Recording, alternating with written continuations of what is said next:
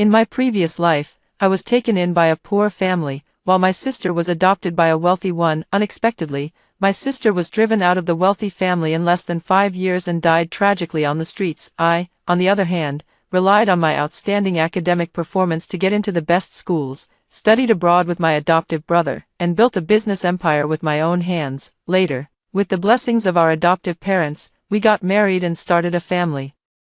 In this life, I lived happily and smoothly. In this second life, my sister made a completely different choice from the last time. She ran over and threw herself into our adoptive brother's arms, calling him brother, then took our adoptive parents' hands and looked at me with a triumphant gaze. Sister, you can suffer the hardships of the wealthy family. I can't stand that place that devours people without spitting out their bones for even a moment. I looked at my husband from my previous life, hoping he would say something, but he firmly shielded my sister behind him. His cold gaze fell on me. Stay away from my sister. In the end, under her triumphant gaze, I walked toward the extended Lincoln. Jenny's words just now gave me a profound realization. Had she been reborn as well? Looking at her triumphant gaze, I seemed to understand something. Get in the car, miss. The Smith family didn't send anyone, except for a driver. It was the same in my previous life. When the orphanage director let us choose, my sister Jenny made her choice before I did. It all came so unexpectedly. She held her head high and declared arrogantly, I refuse to live the hard life of the poor. Sister, you can suffer through that hardship for me. Later, she got her wish and lived the life of the wealthy, yet the smile on her face grew fainter with each passing day. I stepped into that luxurious, extended Lincoln. The driver gave me instructions while driving about the rules to follow when we arrive at the Smith's house. Did you remember everything? His shrewd eyes looked at me through the rearview mirror. I remembered. The car quickly arrived at the destination. I followed the driver into a villa as luxurious as a palace. Madam, I've brought her. The beautiful woman sitting on the sofa drinking tea looked up, her eyes scanning me, and she beckoned to me. Come here. What is your name? Nina. Nina is the name the orphanage director gave me. It signifies a life of peace and smooth sailing. The woman nodded. Very well. From now on, your name will be Nina Smith. Housekeeper, take her upstairs. Yes. I followed behind the housekeeper, step by step. The handrail of the staircase was made of precious sandalwood, and the floor was crafted from expensive marble. Everything was filled with luxury, and in my previous life, I was able to attain all of this through my own efforts. I wasn't particularly curious about it. The butler glanced back at me, a flicker of disbelief in his eyes. Pushing the door open, a spacious princess-themed room appeared before us. Miss, this will be your room from now on. Rest for a while. I'll come back later. With that, the butler left. I walked in, looking around. The environment was excellent, and it was clear that the Smith family did not hold back on their adopted daughter. The room exuded the refinement and luxury of high society. A great excitement welled up deep inside. In my previous life, without the support of a powerful family background, I relied on my own 2 hands to work my way up step by step. Only then could I live such a life. In this life, I have entered the Smith family, and with the support of the Smith family, I am determined to carve out a path that is uniquely my own. Just as I was thinking this, several shouts came from behind, and the door suddenly swung open. A basketball flew over unexpectedly and hit me on the head, with a thud. Hey, you little country bumpkin, bring my basketball over here. A spoiled, arrogant voice sounded from behind. I slowly turned my head to find a boy who appeared to be around my age but was noticeably taller standing before me. He held his head high, exuding an air of arrogance. If I remember correctly, he should be the only child of the Smith family, Jack Smith. He was into extreme sports like racing and skydiving, a typical spoiled rich kid who usually carried himself with a carefree, nonchalant attitude. He has not the slightest interest in the family business. In his previous life, an accident during a car race caused severe compression injuries to his lower body, leaving him paralyzed for life. His temperament also became exceptionally irritable. Hey, what are you standing there dumbfounded for? Did you hear me? An impatient voice sounded beside my ear. I snapped back to reality, picked up the basketball from the ground, and handed it to him. Remembering the driver's reminder, I called out softly, "Here you go, brother." He paused for a moment, then said, "You're quite good at flattering, aren't you? Don't think that just because of this, you'll get a share of the Smith family's inheritance, do you?" He snorted with a laugh and walked away. Over the next few days, I rarely saw Mrs. Smith. And Jack Smith was even more elusive, like a dragon that shows its head but not its tail. The The butler took me around to familiarize me with the place. The entire villa was exceptionally large. After the tour, he handed me a form. The densely packed schedule above is filled with various business management courses. This is your upcoming schedule. Starting tomorrow, you will receive one-on-one corporate management training. Everything has been arranged by Madam, and all you need to do is study hard.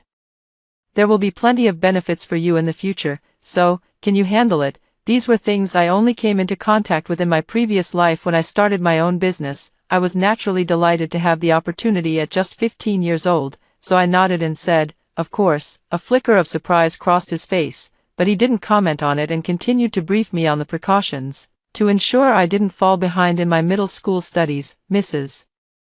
Smith even hired a private tutor for me, but I had already learned all of this in my previous life, so it was naturally no trouble at all. In just one short year, I had absorbed all the knowledge and could apply it flexibly. This child learns things incredibly fast. Not only has he mastered all the junior and senior high school courses, but he can even grasp those obscure and difficult professional courses on company management. Mrs. Smith's hired teacher kept praising me in front of Mrs. Smith. I sat to the side, quietly listening. He said with a delighted expression, at this rate, you won't even need to attend high school. You can go straight abroad for studies. However, Mrs. Smith's plan was different. She wanted me to accompany Jack Smith through high school before going abroad together for further studies, under the guise of looking out for each other. In reality, it was to have me rein in Jack Smith, that wild horse running free without restraint. Mrs. Smith gave the teacher a generous payment, and her gaze toward me held a bit more approval. Come here. She took my hand and sat me down, handing me an admission notice. You've done well. Jack's grades aren't improving, so please help him more. The requirement isn't high. Just getting him to pass is enough. As soon as you graduate from high school, I'll send you abroad. How about that? With almost no preamble, Mrs. Smith laid out her request plainly. I didn't hesitate and replied, thank you, Mom. Her eyebrows raised slightly, clearly pleased, and she gripped my hand a little tighter. Good child. As a reward, Mrs. Smith gave me a card and allowed me to go out and have fun for the day. This was the most leisurely and relaxing day since I arrived at the Smiths' house. The driver took me to the bustling and lively downtown area, and I got out of the car alone. I hadn't gone far when a familiar figure appeared before me. It was Jenny Smith, standing by the roadside under the scorching sun, handing out flyers. Green's parents were very poor, barely able to spare any extra money, so it was no surprise that she was forced to work to earn some. After all, in my previous life, I had been through the same, working 3 jobs a day during summer break while still trying to keep up with my studies. Not only that, but I also had to help my adoptive parents with all kinds of household chores. On the surface, they claimed to treat everyone equally, but in reality, they couldn't bear to let their biological son do any work. It wasn't until much later that I found out my adoptive parents didn't adopt me because they wanted a caring, affectionate daughter. Instead, they were just looking for free labor. Hello, need to take a look at this. A flyer was handed in front of me.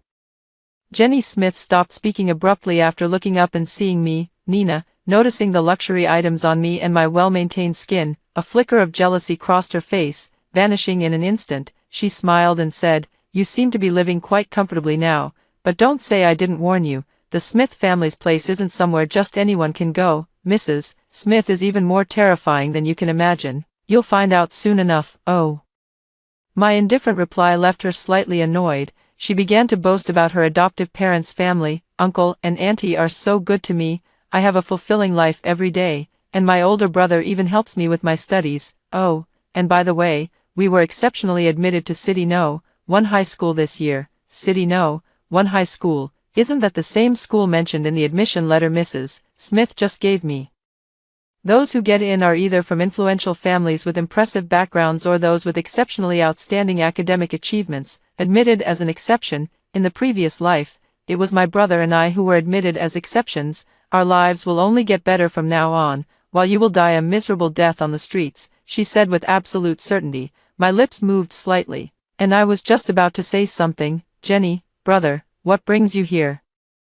Jenny Smith looked delighted and threw herself into Frank Green's arms. Frank Green carried a lunchbox and handed it to her. Mom asked me to bring you some food.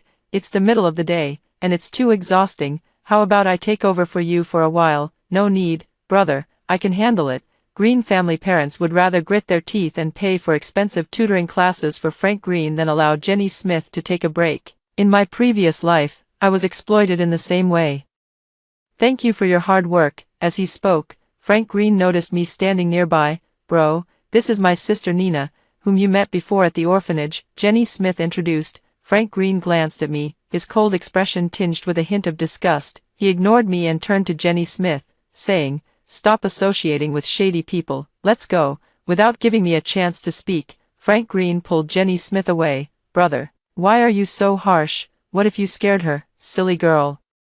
That person just now didn't look like a decent type. You should keep your distance from her in the future, or she might end up hurting you behind your back someday." A sharp sound came, stirring a slight ripple in my heart, but not much. I used the card given by Mrs. Smith to buy a whole bunch of luxury items. When I walked out carrying a large bag, Jenny Smith's face turned green.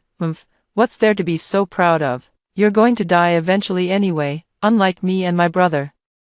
We're going to start a big company in the future." I laughed, amused by her naivety. I returned to the Smiths' house carrying several bags. In fact, none of the items were for me. They were all bought for Mrs. Smith and Jack Smith. When I got back, Jack Smith was unexpectedly at home. Seeing me, he sneered coldly. "Oh, how long have you been in our Smith family, and you've already learned to bring in all sorts of bags? Do you really think the things in our Smith family are yours, Jack?" Mrs. Smith called out warningly, "She is your sister." Jack Smith curled his lip. "What kind of sister is she? I don't have such a country bumpkin for a sister. I'd be embarrassed to take her out. Jack Smith has never gotten along with me, and I wasn't about to rush headlong into trouble." Taking out gifts one by one from the bag, "Mom, this is for you." I handed over the gift box. It was a sheer, gauzy scarf. Then I gave the Smith family's other housekeepers and servants who had taken care of me gifts one by one. On Mrs. Smith's face, I saw a look of relief that was different from usual. The housekeeper and the other servants also looked flattered and overwhelmed. Jack Smith's face immediately fell. "TCH, don't think you can win people over with just a few gifts. Do you really think, bro, this is for you?" As if I hadn't heard, I took out the last gift. It was a model race car.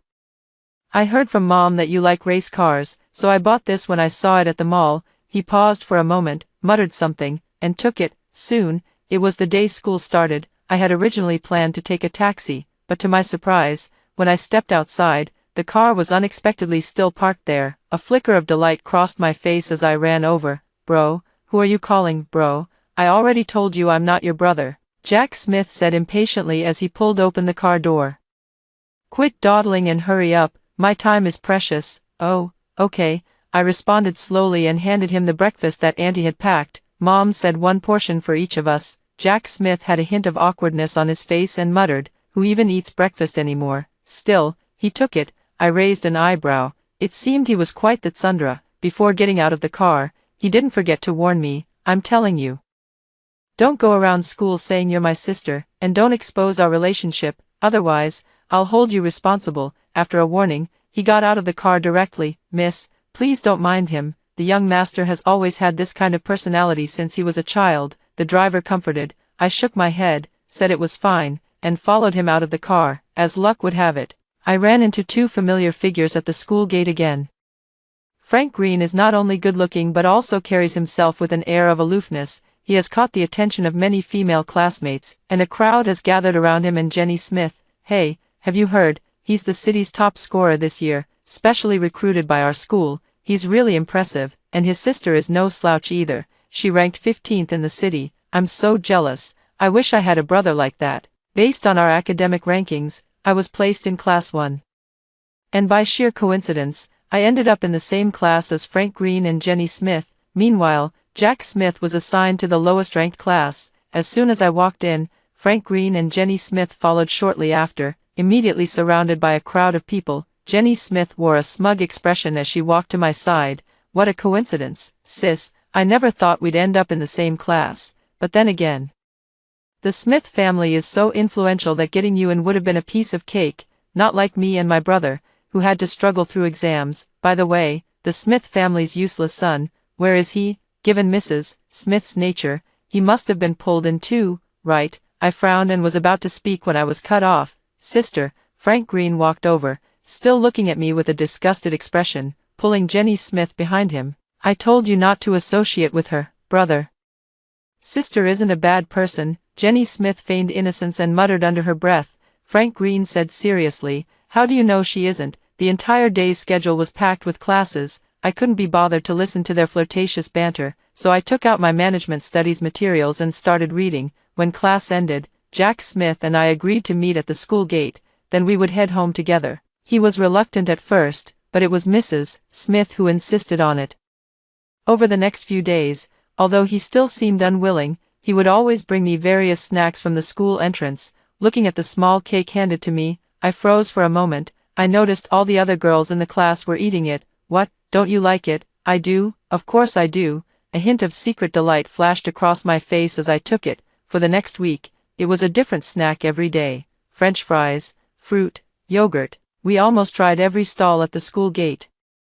By the end of the semester, our relationship had improved quite a bit. That day, as usual, I rushed to the school gate full of anticipation, but there was no sign of him. I searched the entire campus but couldn't find him. Just then, a few voices discussing something reached my ears. "Hey, have you heard? Jack Smith made a bet to race someone on the back hill." "Really?" "Yeah, the race should have started by now." My heart skipped a beat as I finally remembered, in my past life, Jack Smith was also persuaded by others and agreed to the racing challenge. As a result, his sports car was tampered with, and combined with the complex terrain of the back mountain, it led to a tragic car accident. Due to the lack of timely medical treatment, Jack Smith ended up paralyzed in both legs, suffering from a lifelong disability. "No, it can't be like this." I rushed towards the back hill like a madman. By the time I arrived, the race had already started. A large crowd had gathered, and the deafening cheers and screams filled the air. The sports cars swept past,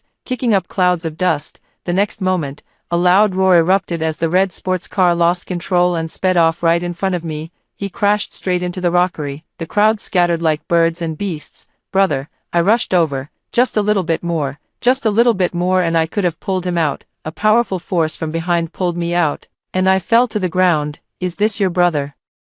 A menacing face appeared in front of me. "Call an ambulance quickly. My brother is dying." I looked at the driver's seat, where Jack Smith was squeezed with no room to survive. My heart was pounding uncontrollably. "Your brother offended me, and you still want to save him. Aren't you being a bit too optimistic?" A huge hand slapped my face back and forth mockingly.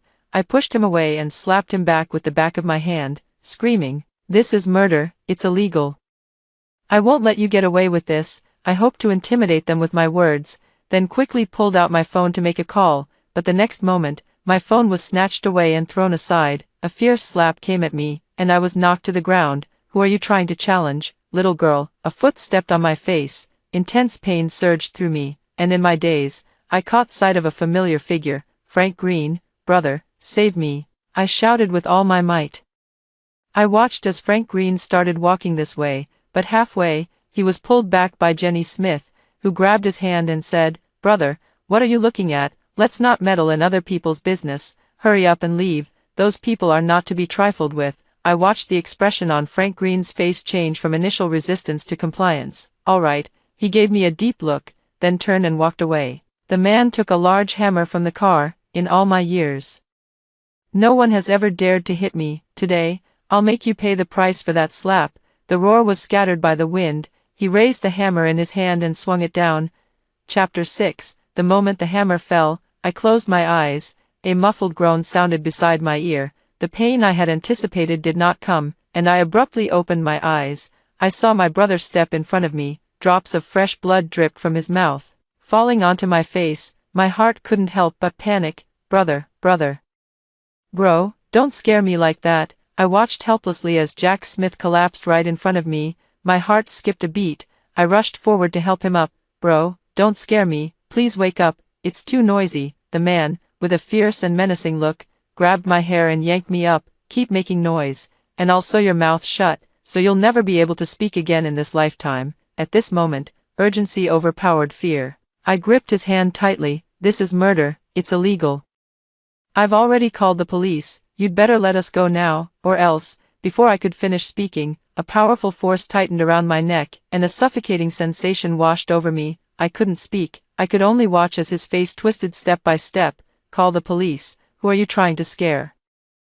Even if you did, I'm not afraid. I'll show you today what happens to those who stand against me." A cruel smile curled at the corner of his lips. With those words, he flung me aside, sending me crashing heavily to the ground. My head spun with dizziness. Before I could react, he strode over to my brother and kicked him. My brother fell to the ground, curling up in pain and struggling. "Brother," ignoring my own pain, I rushed over and grabbed his leg. "Don't hit my brother." With all the strength I could muster, I screamed, but it still couldn't withstand his kick, which sent me flying. "You think you can just decide not to fight? Where does that leave my pride?" As he spoke, he waved his hand. His accomplices surged forward from behind, surrounding my brother. Countless punches and kicks rained down. Bright red blood splattered onto the ground, my eyes fixed on the iron rod lying on the dirt, and I charged forward. "Get out of my way, hit one if you can. Hit two if you can manage a pair." Seeing me go so wild, they all scrambled to dodge. Once I had driven them away, I could no longer care about anything else. I rushed forward and pulled my brother up. Gushing mouthfuls of blood poured from his mouth. My hands were trembling uncontrollably. "Bro, are you okay? Hold on. Please don't let anything happen to you. I'll get you out of here right now." Thanks to my usual exercise routine, I didn't feel my brother's weight was much of a burden at that moment. I helped him up and struggled toward the exit. "Once you get down the mountain, just hail a taxi at the intersection." I gritted my teeth and inched forward step by step. "Where are you heading?" A shadow fell over me from above. The group of people looked at me with mocking expressions. "You don't really think you and your sister can leave here today, do you?" The man held an iron rod, weighing it back and forth in his hand.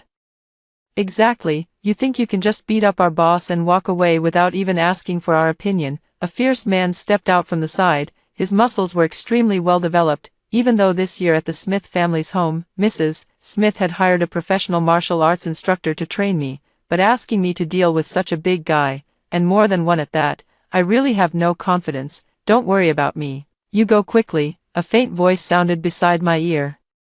And my brother reached out, trying to push me away, but at this moment, how could his strength compare to mine? "I won't." This was the first time in so long that I had defied his command. I clung tightly to his waist. "If we're leaving, we go together. I won't leave you alone." What a touching sibling act. The sound of applause rang out, and the man's eyes suddenly turned fierce. However, it should be over now. After saying that, he kicked out. Caught off guard, I was kicked to the ground.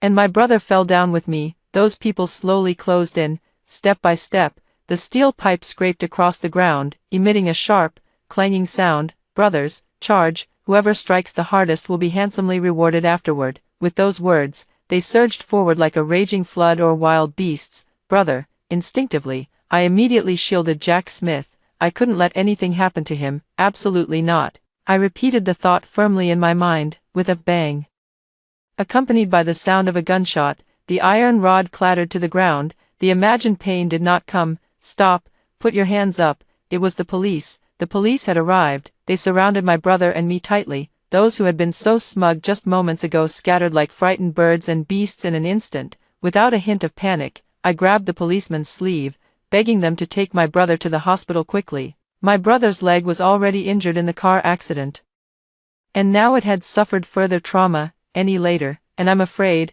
I didn't dare to think any further, a chill creeping into my heart. It wasn't until the stretcher arrived and I watched my brother being loaded into the ambulance that my anxious heart finally settled. I fainted. When I woke up again, it was already the afternoon of the next day. As soon as I opened my eyes, I saw Mrs. Smith sitting by the bedside. "Nina, you're awake." Mrs.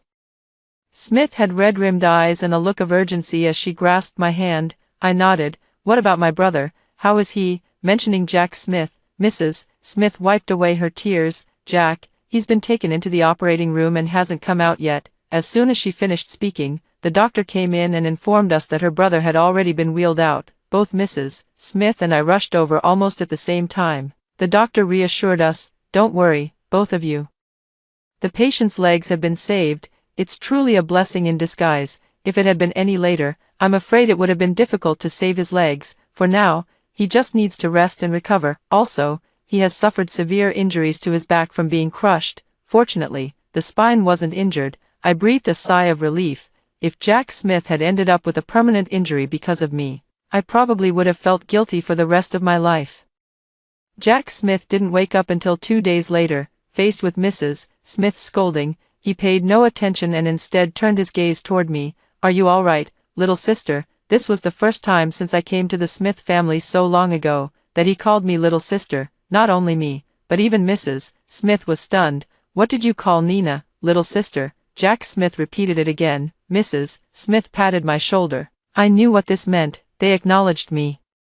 Acknowledging my presence in the Smith family not just as a mere assistant to Jack Smith, but as a complete, independent individual. "Good child." Mrs. Smith covered her mouth, holding me with one arm while reaching out with the other to touch Jack Smith's head. She repeatedly warned, "No more playing with racing cars from now on. You better behave yourself and study hard with Nina. Once you graduate from high school, I'll send you both abroad." This was something Mrs.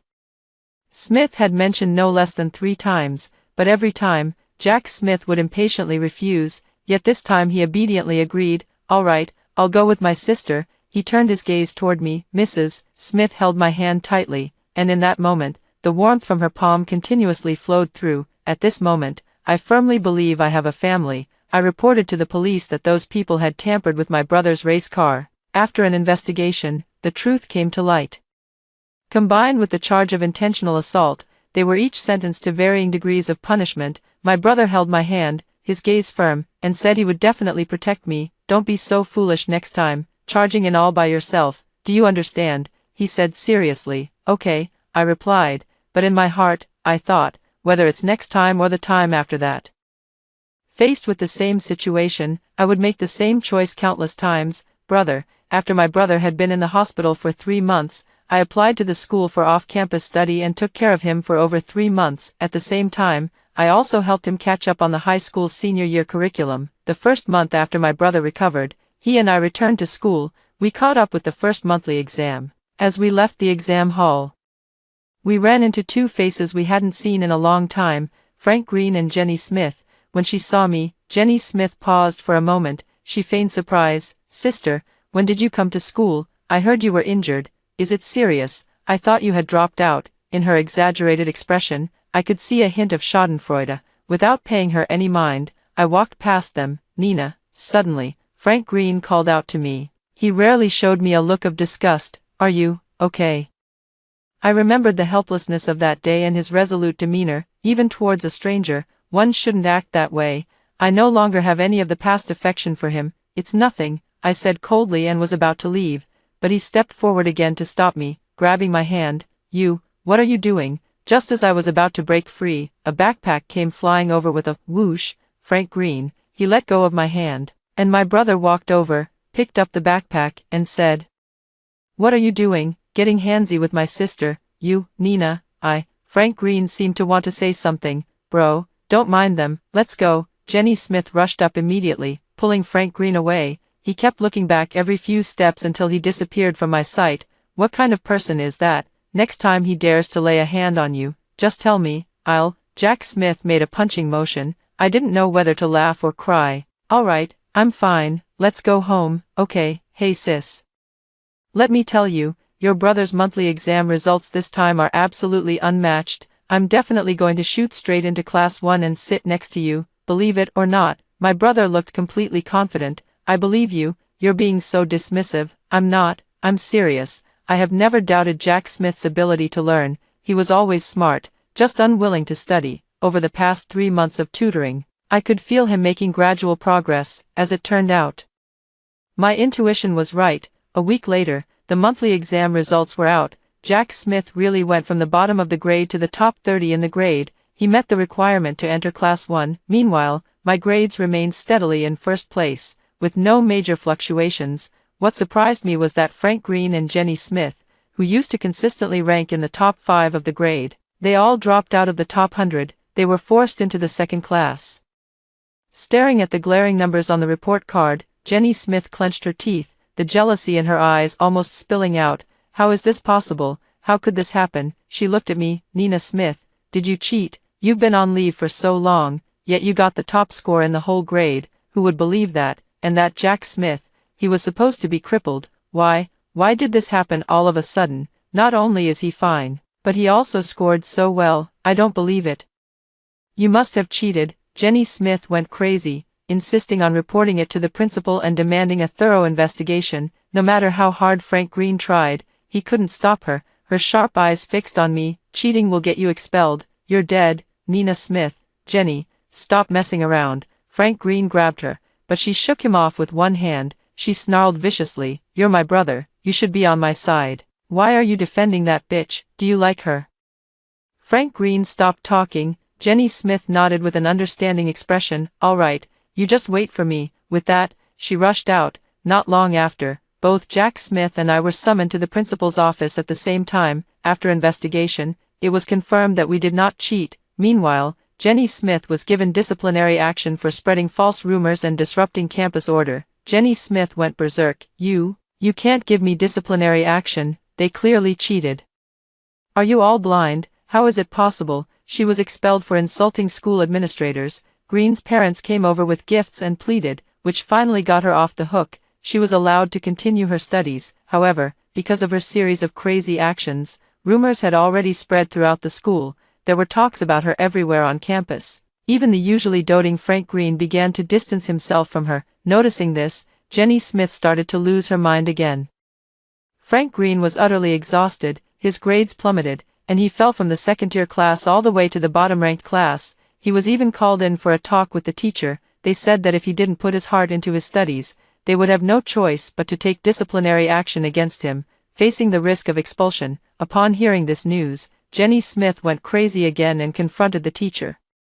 She claimed the teacher had a crush on Frank Green and was deliberately trying to keep Frank Green away from her. Finally, because of accidentally seriously injuring the teacher, I was ordered to drop out of school. Listening to the gossip that reached my ears, the pen in my hand paused for a moment, and a cake was extended in front of me. Tired from studying, have one. Looking up, my brother was smiling at me. Thanks, bro. I took the cake and began licking it bite by bite. Outside the window, a distinct gaze fell upon me.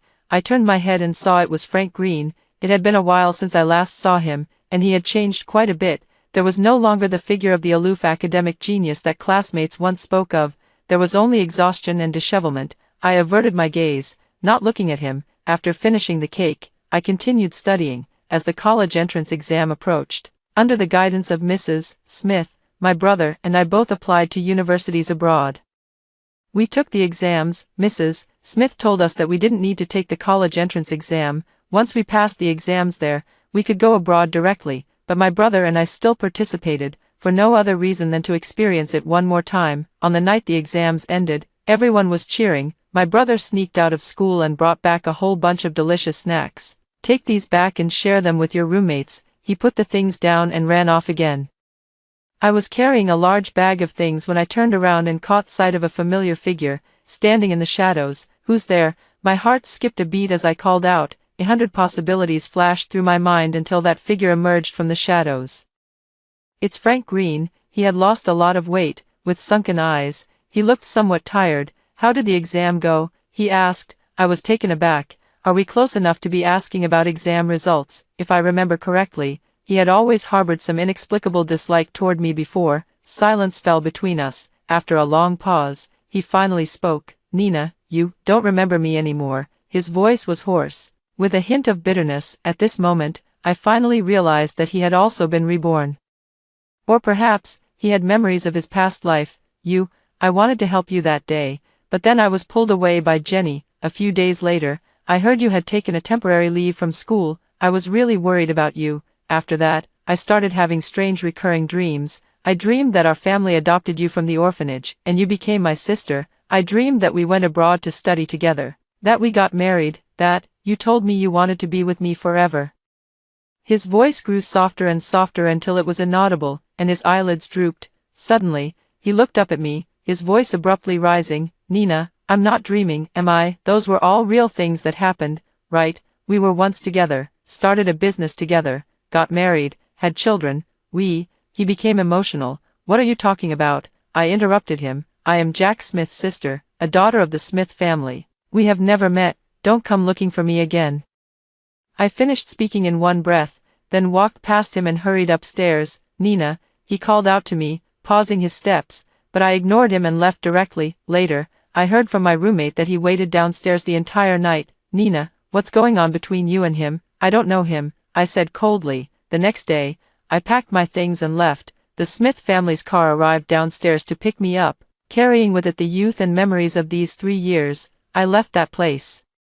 On the day the college entrance exam results were released, my brother and I were both successfully admitted to the same university abroad. At the same time, my college entrance exam score ranked first in the city, while my brother ranked fifth. Mrs. Smith was very happy and held an 18th birthday celebration for my brother and me. In September, we embarked on our journey to study abroad. On the day of boarding, I saw Frank Green outside, his eyes filled with eagerness. I ignored him and kept walking. I heard people in the group discussing that Frank Green had underperformed this time and only got into an ordinary university. Jenny Smith also took the exam, but performed terribly, failing to even meet the minimum score for filling out college applications. Everything was moving in a direction that was completely opposite to my previous life, yet strangely similar. The plane took off, and I rushed toward the bright future that belonged to me.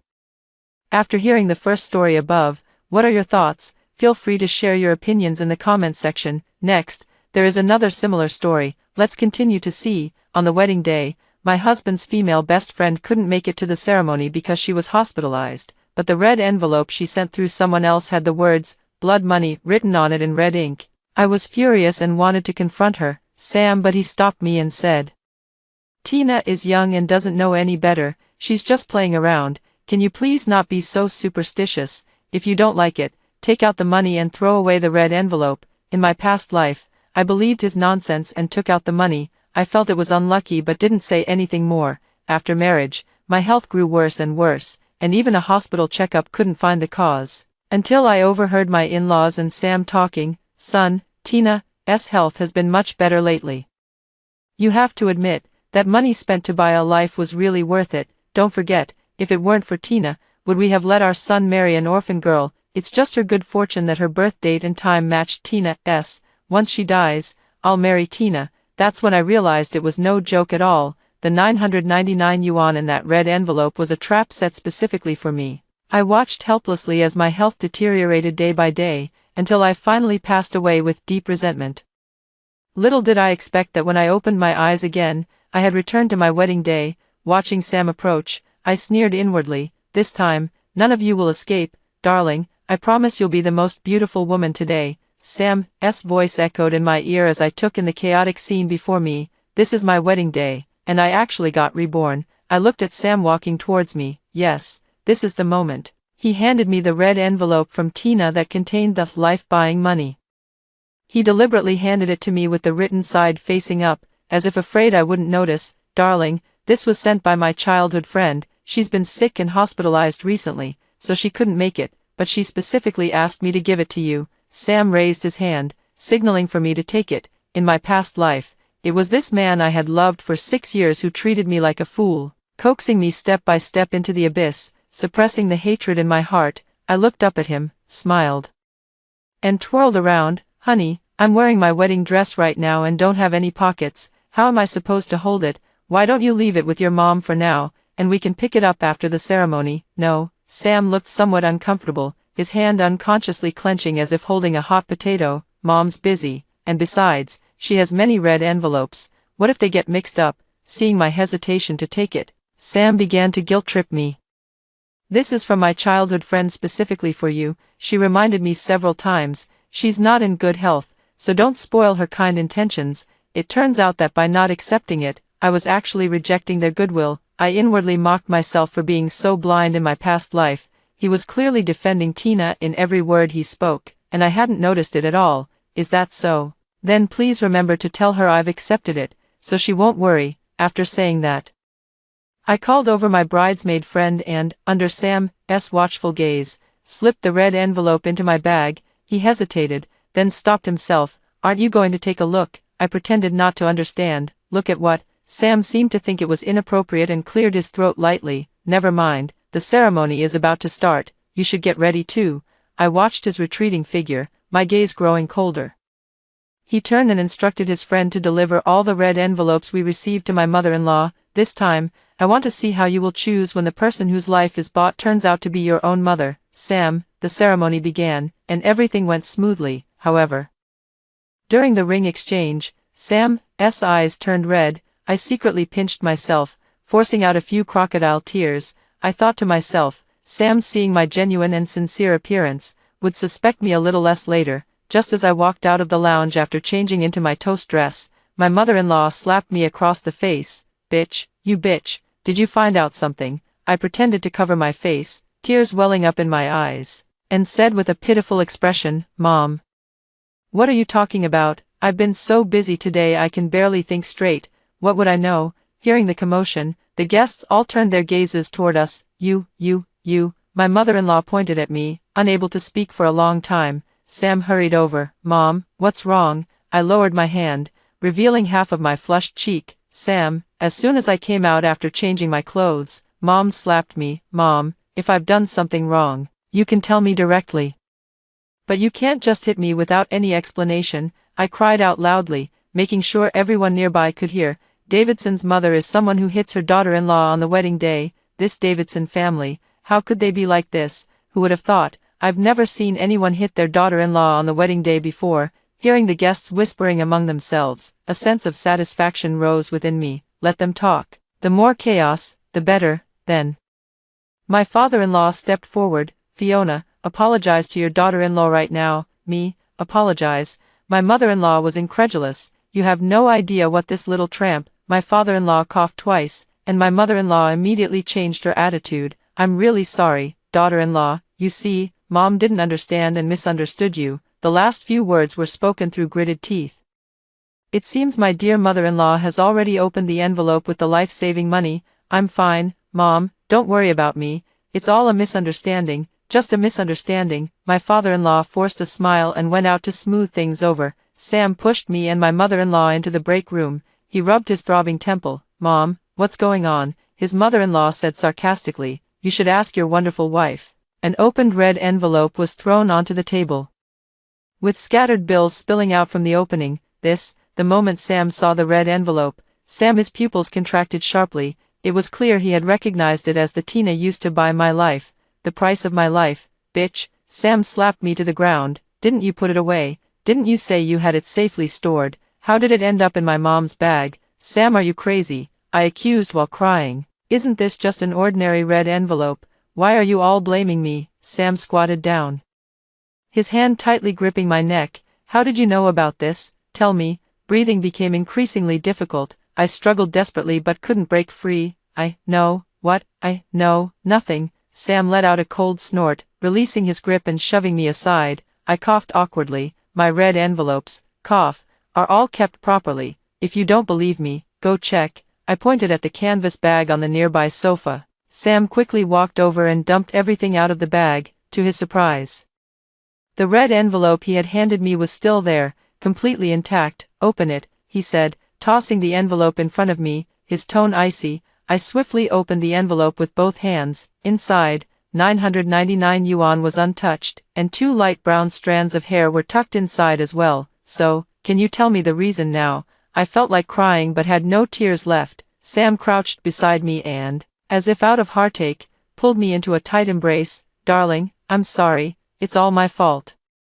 I shouldn't have doubted you. I'm sorry, my love." He kept repeating, "I'm sorry," over and over. My mother-in-law wasn't entirely convinced. She picked up both red envelopes and compared them repeatedly, only to find that the one in her hand didn't have the words, "Money for buying a life," written on it. She finally felt relieved. "I'm sorry, Wendy, Mom made you feel wrong today." As she spoke, she took a card out of her bag. "Take it, buy whatever you like, Mom will pay for it." Trembling, I lifted my head from Sam's embrace and took the card. "Thank you, Mom." My mother-in-law has always disliked my timid and submissive demeanor, and at this moment, she left me behind and went out with Sam to entertain the guests. Sam seemed lost in thought, so I climbed out of his embrace. I took his hand and placed it on my lower abdomen. "Honey, I think I might be pregnant." I am indeed pregnant. In my previous life, I only found out I was pregnant when I had a miscarriage due to poor health after marriage. In this life, that little life is quietly growing inside me. "You're pregnant,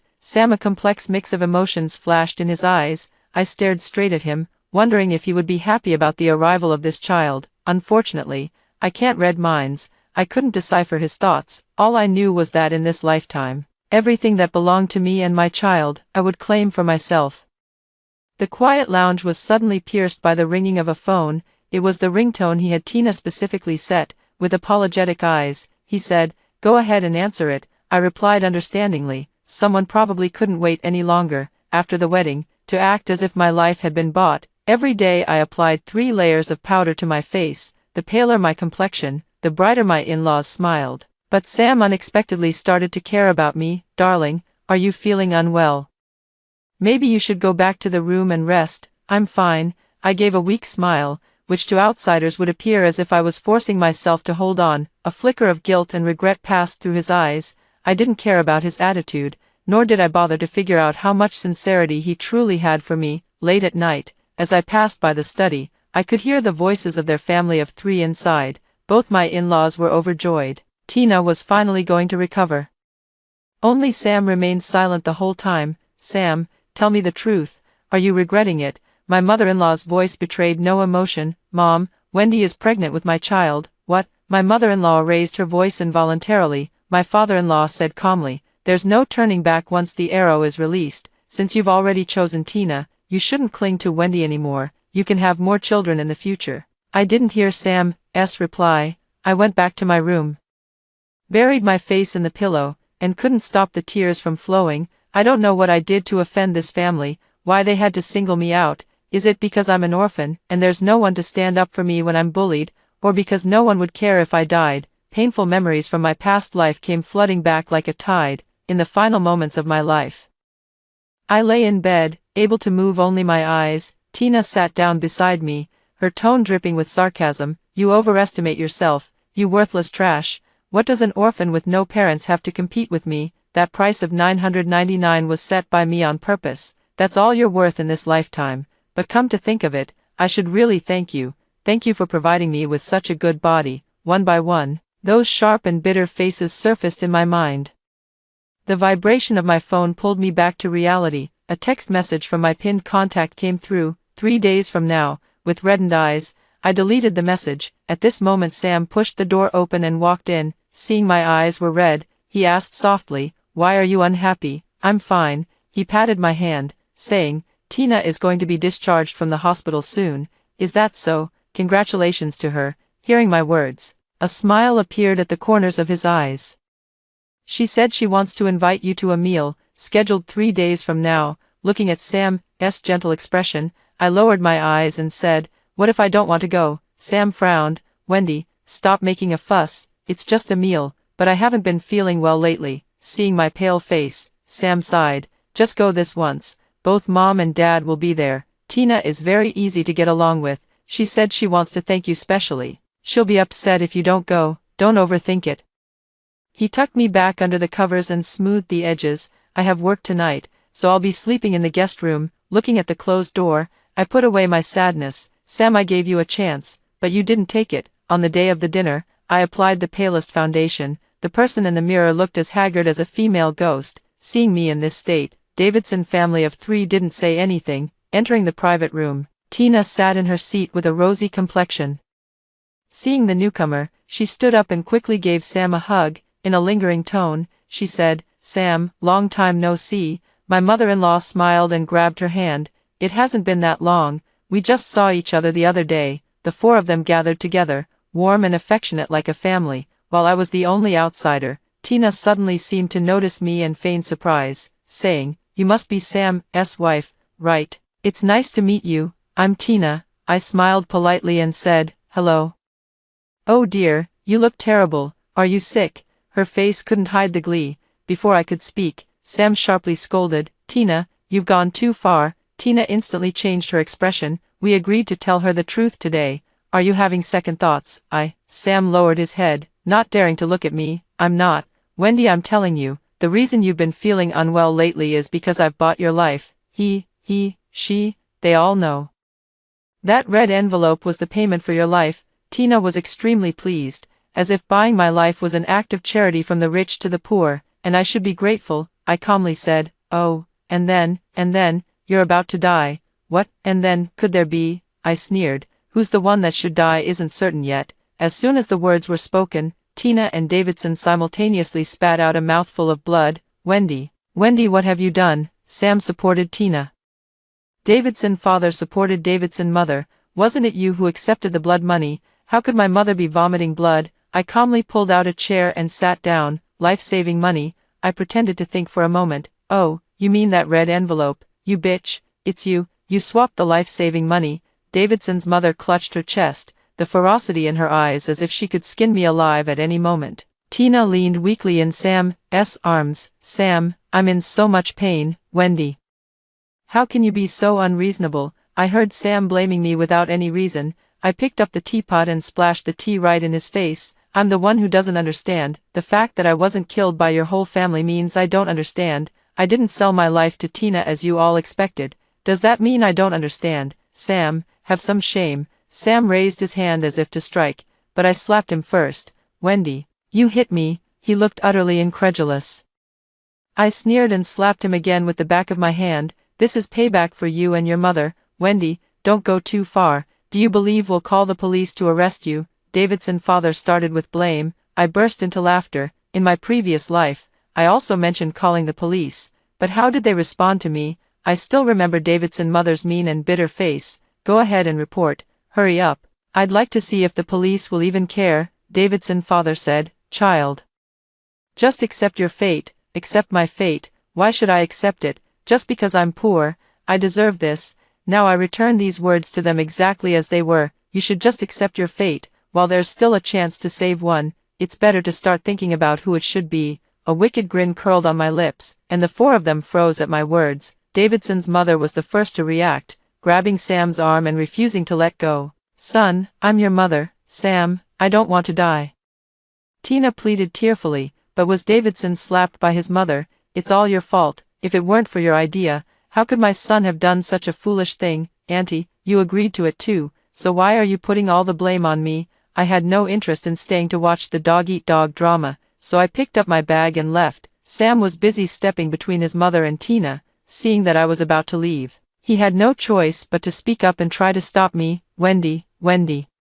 If you walk out that door today, we're getting a divorce. My hand on the door paused for a moment. Sam, seeing an opportunity, added, Wendy, you still love me, right? As long as you take back your life. In the end, it's still for Tina. I took the divorce papers out of my bag, removed my wedding ring, and threw them both into Sam's arms. Sam, I don't love you anymore. Impossible. Wendy, you must be lying to me, Wendy. I ignored Sam's shouts, this time.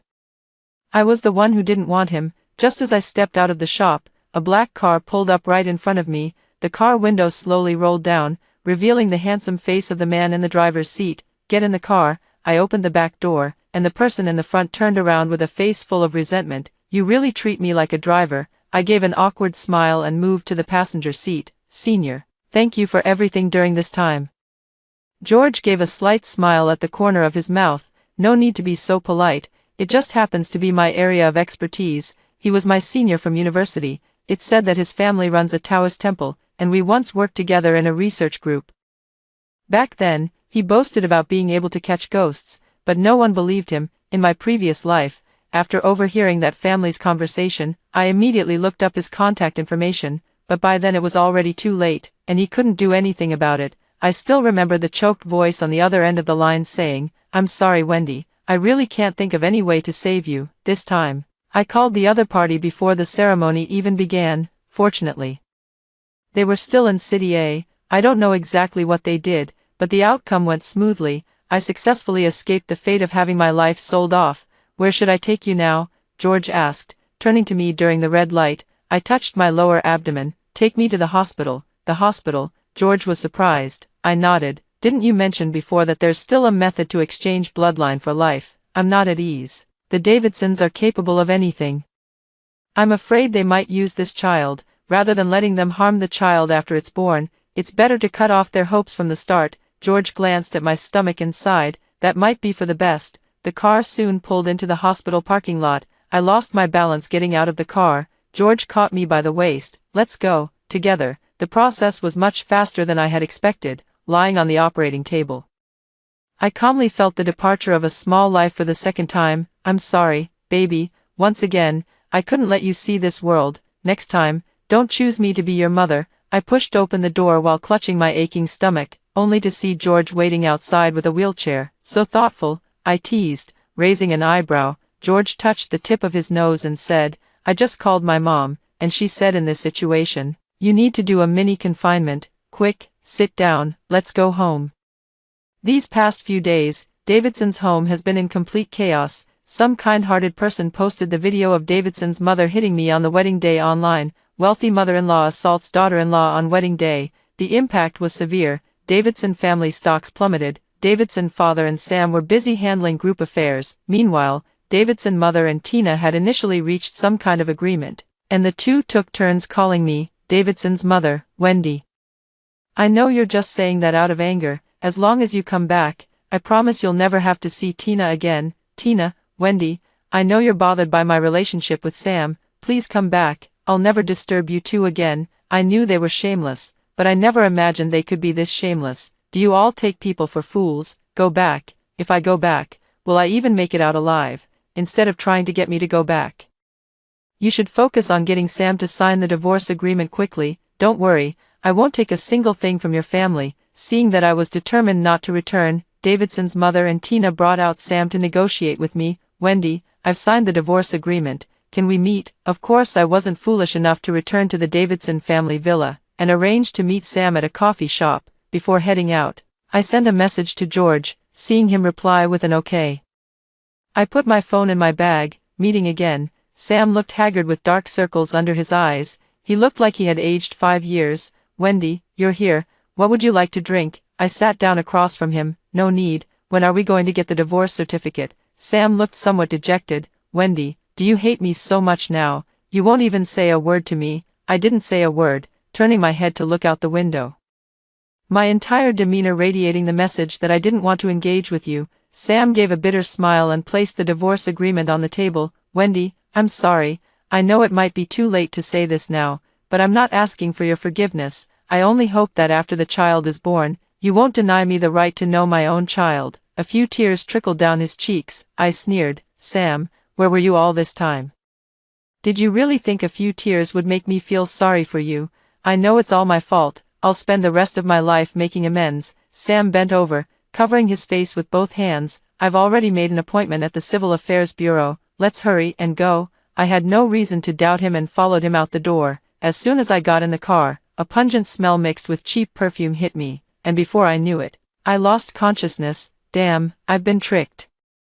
When I opened my eyes, my limbs were chained up, and I couldn't move an inch. My mouth was tightly bound with a cloth, and I could only turn my head from side to side to see my surroundings. It was a place resembling an altar, surrounded by candles all around me. Davidson's family of 3 and Tina were kneeling not far away, their gazes filled with devotion. A Taoist priest dressed in a yellow robe was waving a wooden sword in his hand, chanting words I couldn't understand.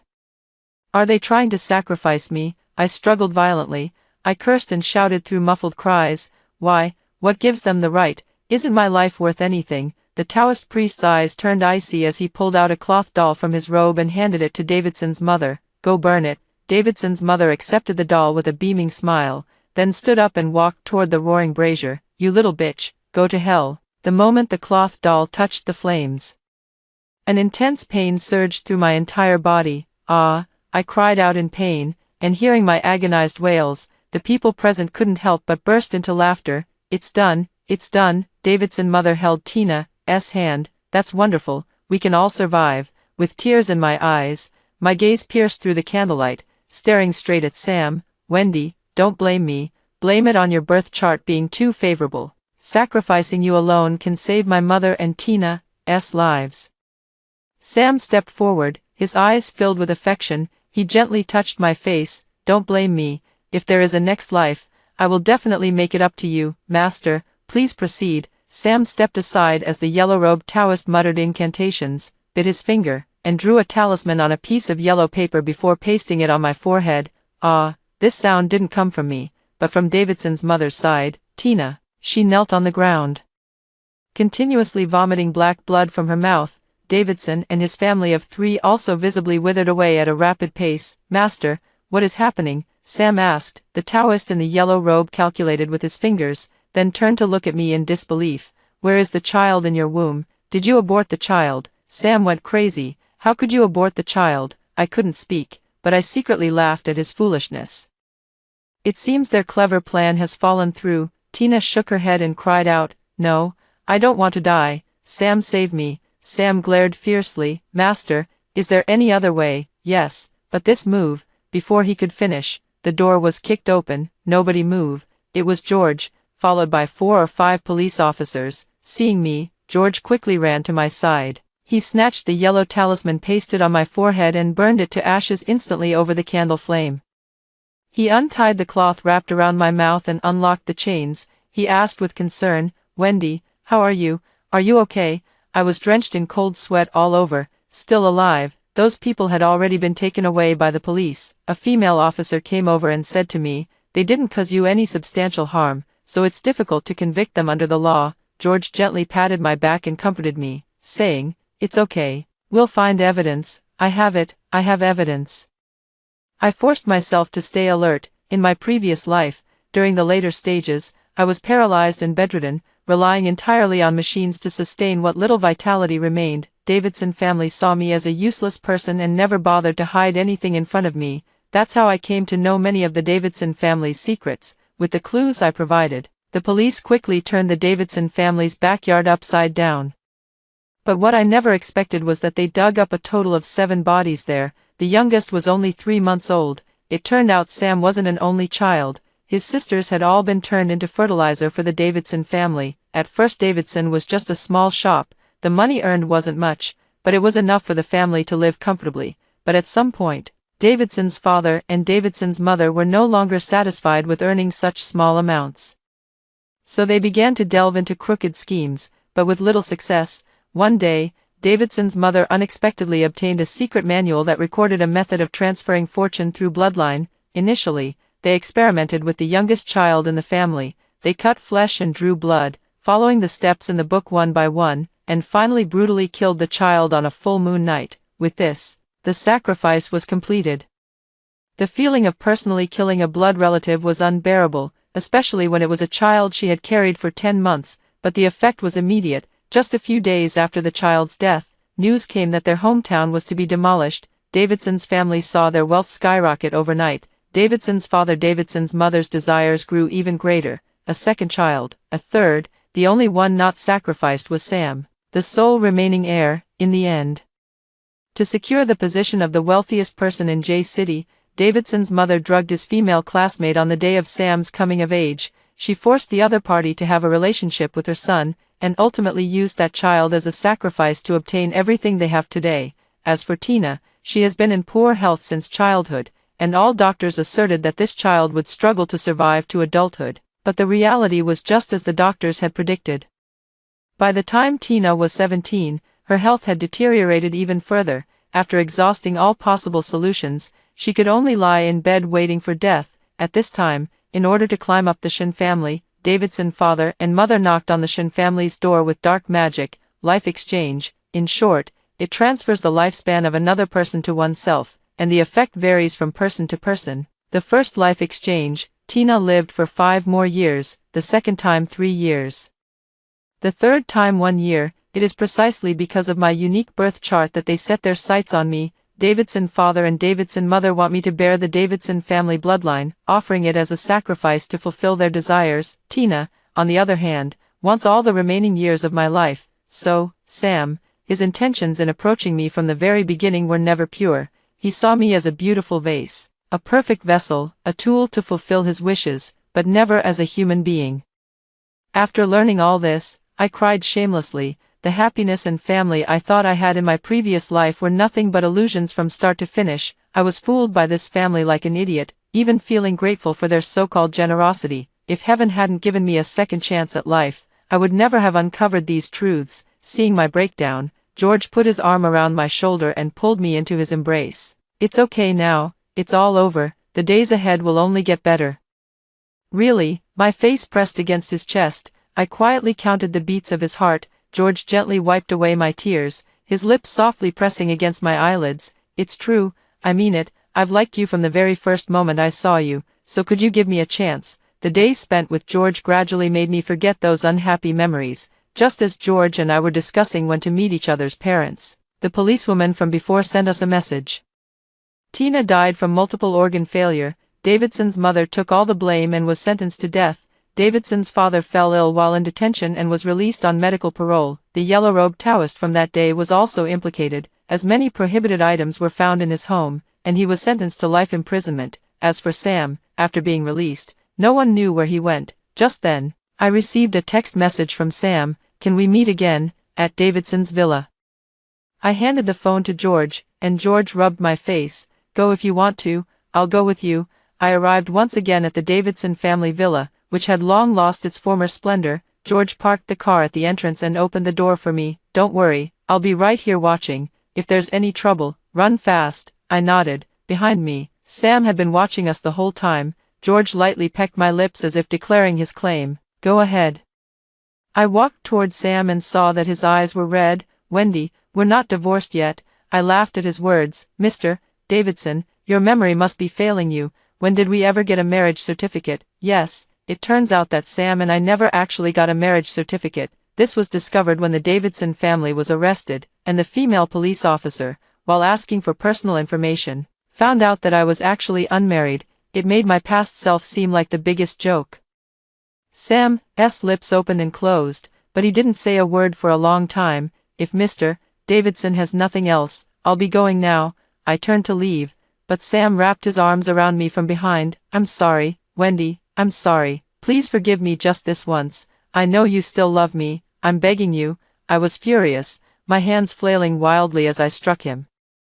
"Sam, in your eyes am I really that cheap? You want to kill me and still expect me to love you? You are the person I hate most in my past life, this life, and all my future lives. I gave you so many chances, but how did you treat me? Get out, don't ever appear before me again in this lifetime." George rushed over and pulled me into his arms. "Mr. Davidson, have some self-respect. Keep your hands off someone else's wife." With that, he turned and led me away. Behind us, Sam was still shouting, "Wendy, I was wrong. I truly know I was wrong. I know you've come back too. Let's go get our marriage certificate, just like before." "Okay."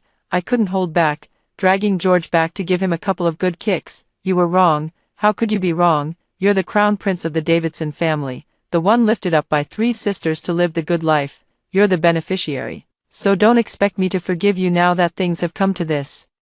Let's each go our own way from now on." In the car, George asked me, having second thoughts, "How could I?" I shuddered. "I wouldn't stoop that low. I'm just a bit disappointed that he didn't die." On the day I married George, the motorcade drove across the river bridge. A familiar yet unfamiliar figure appeared on the bridge. Before I could get a clear look, the car had already driven far away. "What's wrong?" George tilted his head and asked me. "Nothing. I just feel like you're exceptionally handsome today." I looked at George, my eyes filled with affection. My wife sure knows how to say the right things. George held me close. "I'm really something to have found such a wonderful wife." The wedding car arrived at the hotel. George's mother hurriedly handed me a package. "Wendy, someone just delivered this, said it's for you." I opened the box. Inside were my and Sam's wedding rings. Underneath was a stack of wills.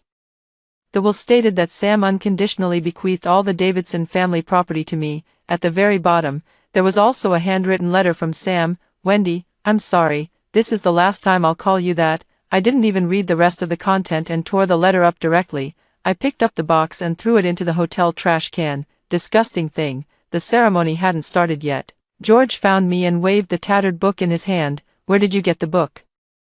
Sam gave it to me. George flipped through a few pages, and I curiously leaned in to look as well. So this was that secret manual, that manual filled with dark and unorthodox techniques. "This book can't be kept." I asked George, "How should something like this be handled?" George pulled out a lighter from nowhere as if by magic. "Simple, just burn it." As the flames licked at the book, I seemed to faintly hear a few voices. "Thank you, big sister. Thank you very much." I'm a bit uncertain, leaning close to George's ear and asking, "Did you hear something?" "Yeah." George grinned with a roguish look. "Really? What did you hear?" "Someone wished us a happy marriage." After hearing the 2 stories above, what are your thoughts? Feel free to share your opinions in the comments section. Looking forward to hearing from you. If you liked this story, don't forget to like it, share it, and subscribe to my channel. See you next time.